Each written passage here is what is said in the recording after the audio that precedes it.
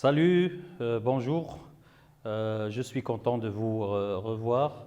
On se retrouve aujourd'hui pour une nouvelle séance de français, un cours un peu magique, un peu merveilleux, un peu fantastique, puisqu'on va parler aujourd'hui du lexique relatif au conte, du lexique fondamental des contes. Donc, on va essayer de s'approprier un certain vocabulaire relatif au conte. Pour cela, il faut penser à trois choses. Il faut penser aux personnages, amis et ennemis. Il faut penser aux objets et finalement, il faut penser aux lieux. Voilà, très bien. Donc, sur le tableau blanc, j'ai sur le tableau blanc déjà noté des mots divers, des mots variés, bien sûr notés sur le tableau blanc.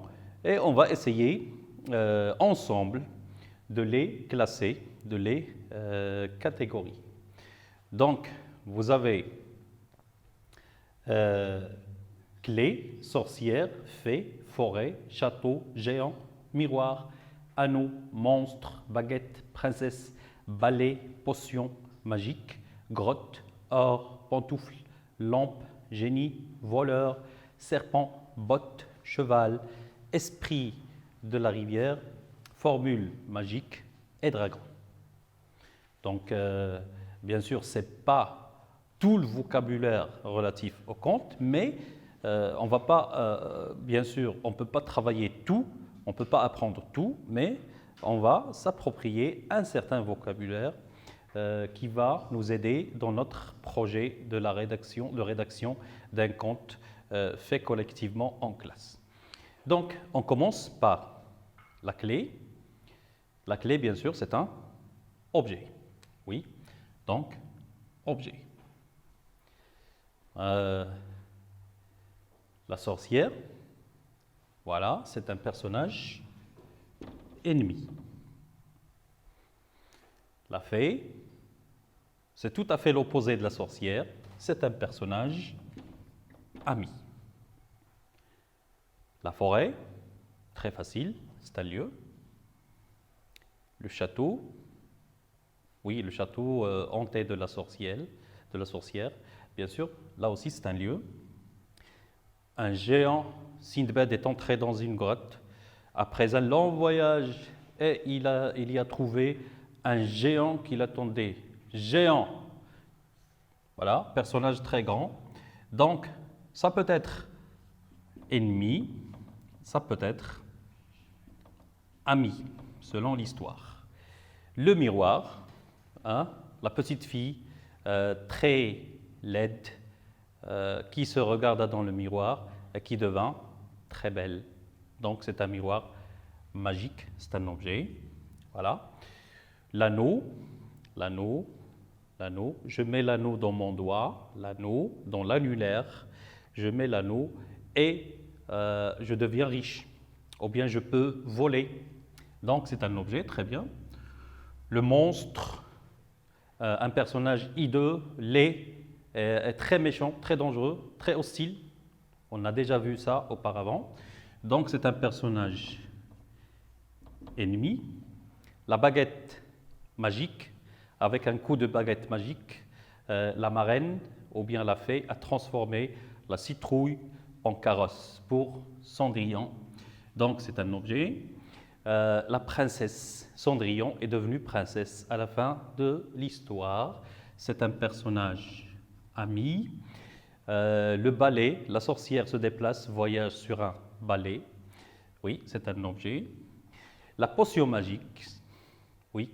Astérix, dans l'histoire de Astérix et Obélix, pour devenir plus fort, Astérix doit prendre une gorgée de potion magique donnée par son druide, alors que Obélix voudrait bien prendre de la potion magique, mais le druide l'empêche parce que Obélix il était tombé dans la marmite de la potion magique lorsqu'il était petit. Donc la potion magique rend plus fort, très fort.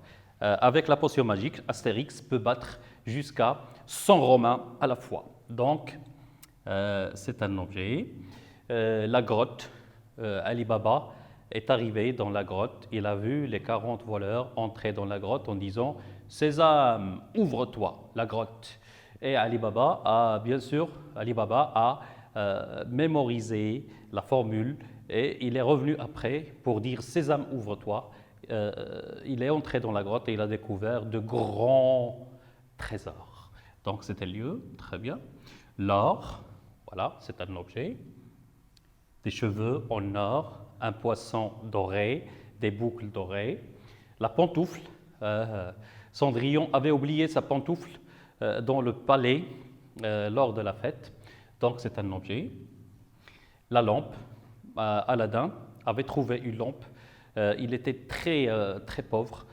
Il a demandé à sa mère, il a ramené la lampe à la maison, il a demandé à sa mère de frotter la lampe, de nettoyer la lampe pour qu'il puisse la revendre.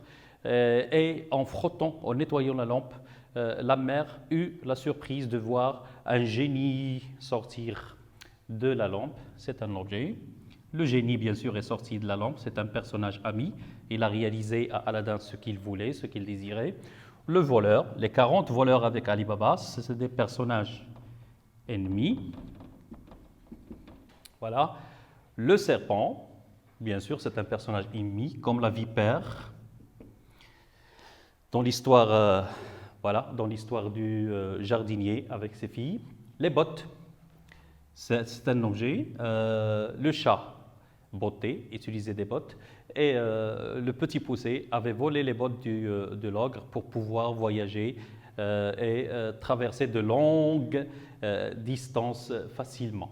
Donc ce sont des bottes magiques. Le cheval, bien sûr que c'est un personnage ami. Voilà. L'esprit de la rivière avait aidé le bûcheron à retrouver sa hache, sans laquelle il ne pouvait pas travailler. Donc, l'esprit de la rivière, c'est un personnage ami. La formule magique, abracadabra. Voilà, on dit une formule magique pour transformer, voilà, c'est un objet. Voilà. Et le dragon, c'est un personnage ennemi qui crache, comme on dit, qui crache du feu de sa gueule. Alors, vous remarquez que j'ai, sur le tableau blanc, j'ai un lexique, j'ai un vocabulaire, j'ai noté un vocabulaire, et ce vocabulaire, bien sûr, il va de l'objet au personnage ennemi, en passant par le personnage ami et le lieu. Alors, est-ce que vous avez un peu mémorisé ça? Est-ce que vous pouvez vous le rappeler facilement? On va voir quand on aura passé à notre écran tableau. Donc ici, dans notre écran tableau, voilà, j'ai mis une grille. Regardez, j'ai mis une grille. J'espère qu'elle est claire. Donc j'ai mis une grille, c'est une grille de mots cachés. Et dans la grille, j'ai caché des mots. J'ai caché des mots qu'on avait travaillés. J'ai caché des mots qu'on avait travaillés sur le tableau blanc. Et vous devez, en observant la grille, retrouver ces mots, soit en suivant le sens de gauche à droite, de droite à gauche, du haut en bas, du bas en haut ou en diagonale. Voilà. Donc je peux facilement, par exemple moi, je peux facilement trouver le mot clé qui va de droite à gauche. Je peux trouver par exemple le mot sorcière qui va dans le même sens. Sorcière. je peux par exemple trouver forêt qui va de gauche à droite. Et je peux trouver par exemple le mot marraine qui va en diagonale. Marraine qui va en diagonale. Vous voyez? Donc on peut trouver d'autres mots. Oui. Vous avez dit? Oui, très bien. Château. Voilà. Oui. Un autre mot. Lampe. Voilà. Alors, voilà. Alors, quelques mots qu'on a trouvés. Par exemple, on a trouvé château, on a trouvé lampe, on a trouvé forêt, marraine, la fée, ici, la fée, la fée. Vous avez par exemple la sorcière. Ça y est. Alors, après avoir travaillé la grille, je vais classer les mots suivants dans le tableau ci-après. Donc, les mots forêt, lampe, sorcière, baguette, balai, loup, château, botte, nain, anneau, cheval, hache, grotte, monstre, rivière, démon, ogre, âne, clé, génie, balai, grand-mère, pantoufle. Oui, alors, est-ce que vous pouvez saisir? Donc, il y a des mots dans la liste qu'on a déjà travaillé sur le tableau blanc, et il y a d'autres mots nouveaux. Est-ce que vous pouvez les classer? Alors, la forêt, c'est facile, c'est un lieu. La lampe, c'est un objet. La sorcière, c'est un personnage ennemi. La baguette, c'est un objet. Le balai, objet. Le loup, c'est un personnage ennemi. Le château, c'est un lieu. Les bottes, c'est des objets. Le nain, c'est un personnage parfois ami, parfois ennemi, mais la plupart du temps, il est ami. Comme par exemple Blanche-Neige avec les 7 nains. Nain, une créature, un personnage de petite taille. Ensuite, vous avez l'anneau dans l'annulaire, c'est un objet. Le cheval, c'est un personnage ami. La hache, c'est un objet. La grotte, c'est un lieu. Le monstre, c'est un personnage ennemi. La rivière, c'est un lieu. Le démon, comme le diable par exemple, c'est un personnage ennemi, un démon. La différence entre le démon et le génie, oui, le démon c'est plus ennemi. Donc on dit que cette personne a des idées démoniaques, diaboliques, sataniques. Très bien. L'ogre, c'est un personnage ennemi. L'âne, c'est un personnage ami, l'âne de Ali Baba. Alors que son frère Cassim avait un cheval, lui il avait un âne, parce que son frère Cassim était riche et lui était pauvre. La clé, bien sûr, c'est un objet. Le génie, c'est un personnage ami. Le balai, pas pour nettoyer, pas pour balayer, non, on l'a dit et on l'a redit, c'est le moyen de locomotion, c'est le moyen de transport, de déplacement de la sorcière. La grand-mère, c'est un personnage ami, comme on a vu ça lors de la séance de lecture. Elle avait l'idée de piéger, d'accrocher le loup. Et la pantoufle, c'est un objet. Très bien, cet exercice fait, on passe. Donc, qualité ou défaut? Donc, on a travaillé les objets, les lieux, les personnages, ennemis et amis. Maintenant, on va travailler aussi les qualités et les défauts des personnages. Valorisant, c'est la qualité. Dévalorisant, c'est pour le défaut.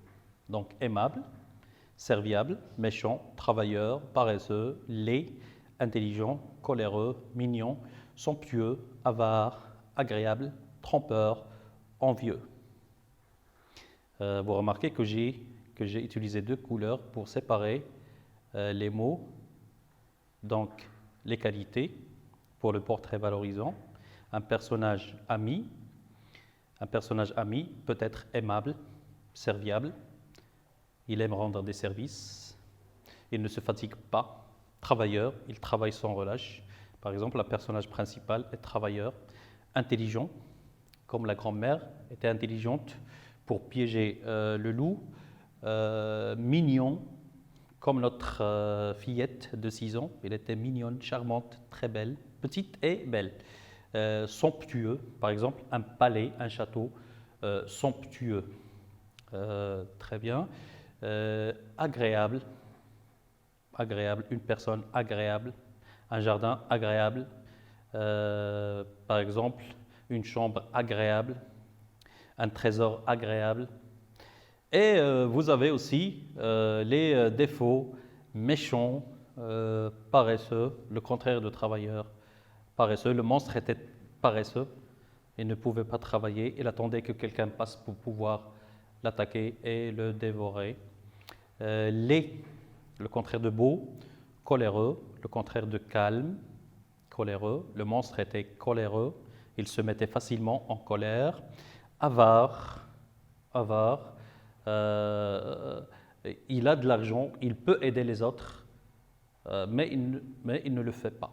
Soit il ne le fait pas, donc il ne peut pas les aider. Il a de l'argent, donc, mais il ne les aide pas matériellement. Et il a des forces, mais il ne les aide pas physiquement ou moralement.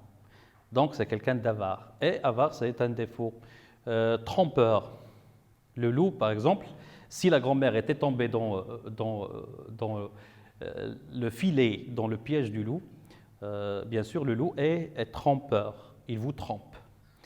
Voilà. Envieux, par exemple, les deux belles-sœurs de Cendrillon étaient envieuses, alors que Cendrillon allait épouser un prince, etc. Elles étaient jalouses. Elles étaient jalouses et elles auraient aimé être à la place de Cendrillon. Par contre, Cendrillon avait le cœur blanc et ouvert et elle aimait le bien pour les autres aussi bien que pour elle. Voilà. Donc, je m'entraîne je complète par un mot juste. Génie, coléreux, or, botte, grotte, ogre, pantoufle, lampe. Voilà, c'est un exercice à trous. J'ai mis des phrases avec des trous et vous devez compléter les trous par le mot juste choisi dans la liste. Alors, voilà. Ali Baba découvrit une grotte, très bien, pleine de beaux bijoux. Excellent. Deuxième phrase. Le sortit de là quand Aladdin l'a nettoyé, ou bien quand la mère d'Aladdin l'a nettoyé. Voilà, alors, le génie, très bien, le génie sortit de la lampe quand Aladdin l'a nettoyé. Le génie sortit de la lampe, la mère eut la surprise, elle était effarée, elle était apeurée. Aladdin, comme personnage principal, il est très puissant moralement, donc il n'avait pas peur. Et le génie parla à Aladdin en lui disant « Que veux-tu, maître? Je suis l'habitant de la lampe, je peux réaliser, je peux exaucer tous tes désirs. » Voilà. C. Cendrillon portait des boucles d'oreilles en or. Très bien, voilà. Et une pantoufle en verre, en peau de lapin. Voilà, en verre. En pelage de lapin. En robe de lapin. En verre. Verre avec V-A-I-R. Dans certains contes, on trouve verre avec V-E-R-R-E. Et c'est deux matières, le verre et le verre, ce sont des homonymes. Donc la pantoufle peut être en verre ou en verre. Voilà, très bien. On continue notre exercice. D. Le petit poucet prit les deux et s'enfuit très loin. Le petit poucet et ses frères étaient prisonniers chez l'ogre. L'ogre était arrivé fatigué. Voilà. Il avait échangé les draps, les couvertures. Donc l'ogre avait cette fille et le petit poussé, lui, et ses autres frères étaient 7 aussi. Donc, pour dormir, l'ogresse avait mis une couverture verte sur les garçons, le petit poussé et ses frères, et une couverture rouge sur les filles. Et l'ogre, en arrivant, avait échangé, alors que les enfants, filles et garçons, dormaient, il avait échangé les couvertures, et pour que le lendemain, une fois réveillé, il pourra prendre son petit déjeuner et dévorer les 7 frères. Le petit poussé était très intelligent, il avait échangé les couvertures, il a pris les bottes de l'ogre et il s'était enfui avec ses frères. Le petit poussé prit les bottes, très bien, de l'ogre et s'enfuit très loin. Il a pris aussi les richesses, toutes les richesses de l'ogre. Il est revenu à la maison du bûcheron, son père, et de la bûcheronne, sa mère, voilà, avec plein de beaux trésors. Et voilà, pour la fin de l'histoire, ils sont devenus riches. Le monstre était, voilà, car il avait faim. Voilà, très bien. Donc, une fois affamé, une fois qu'il a faim, le monstre devient très coléreux, très énervé. Très bien. Donc, je répète, Ali Baba découvrit une grotte pleine de beaux bijoux. Le génie sortit de la lampe quand Aladdin l'a nettoyé. Cendrillon portait des boucles d'oreilles en or et une pantoufle en verre.